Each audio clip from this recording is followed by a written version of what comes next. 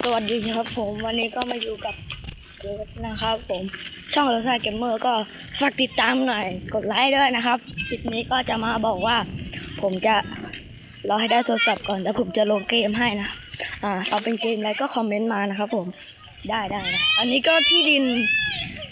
นะที่เขาถมไปแล้วนะผมก็ไม่ได้ออกมารีวิวนะครับส่วนนี้ก็จักรยานผม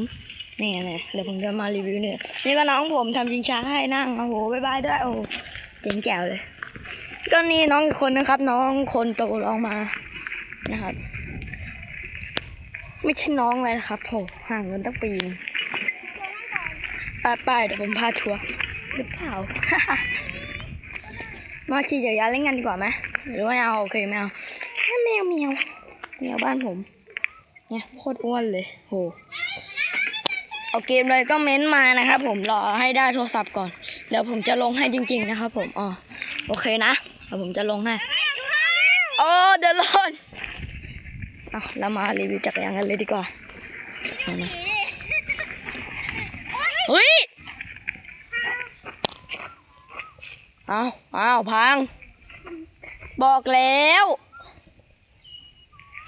พอเลยไม่ต้องนั่งไม่ต้องนั่งแล้วพังแป๊บนึงนะอย่าเพิ่งขี่จักรยานจะรีวิวจักรยานสีฟ้านะครับอันนี้ก็ได้มา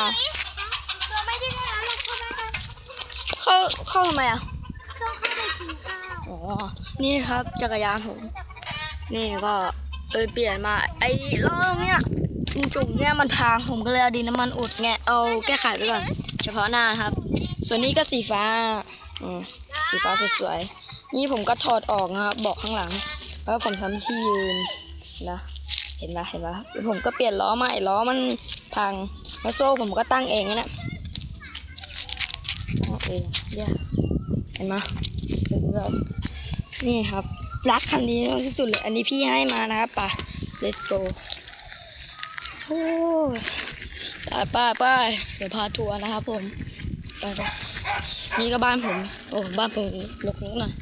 แต่ก็มีแอร์นะนี่ก็มีแอร์บ้านยาผมโอเค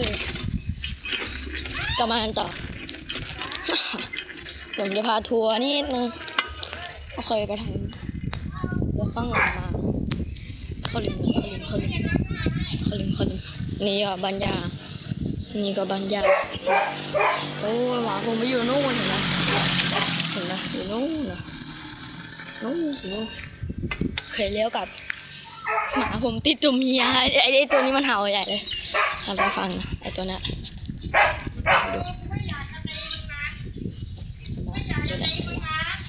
ยาบนเลยเห็นไหมจะไปหาตัวเมียนะครับผมติดตัวเมียฝั่งนู้นครับคลองใช่ครับโอเคโอ้ยพังไปโอเคเป็นต่อแต่บอลนิดนึงไปแล้วโอ้เดี๋ยวผมจะลงเดินนะไปนี่ก็แมวอีกแล้วนี่ก็หมาผมครับผมก็ถามว่าขี่รถเป็นไหมขี่เป็นนะเครื่องรถผมไม่ค่อยทำเท่าไหร่มาดูกันดีกว่าไปเล่นบอลเล่นบอล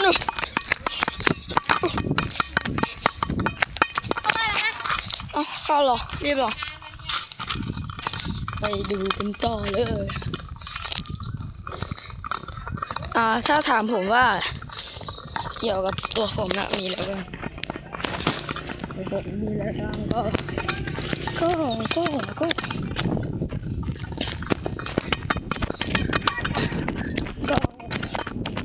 เอาเรื่องอะไร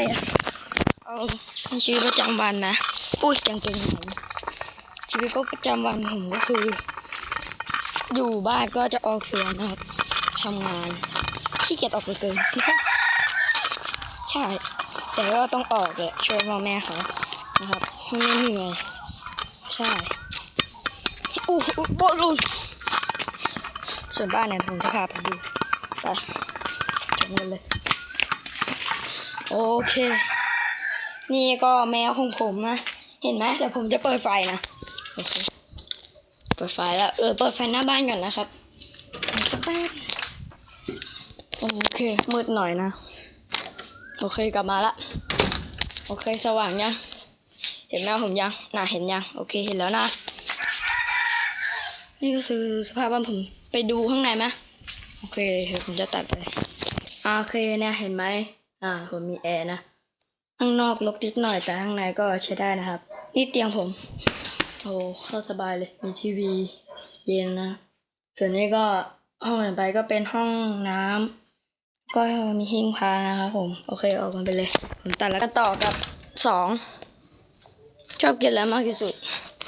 ชอบกินก็มีผัดหน่อไม้แล้วก็อะไรนะข้าวมันไก่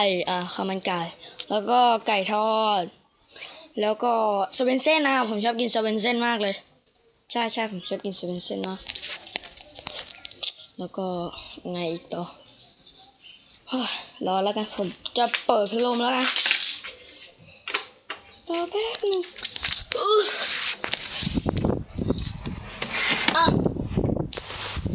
ถ้ายังไงก็เดี๋ยวผมฝากกดไลค์กด Subscribe กดแชร์ด้วยนะครับผมคลิปนี้ก็ไม่มีอะไรมากก็อยากจะรอโทรศัพท์ก่อนแป๊บนึงนะครับผมเดี๋ยวรอให้พ่อซื้อเครื่องใหม่ก่อนเดี๋ยวผมจะอัดคลิปให้โอเคไหมโอเคนะสำหรับคลิปนี้ก็บ๊ายบายสวัสดีครับผมบ๊ายบาย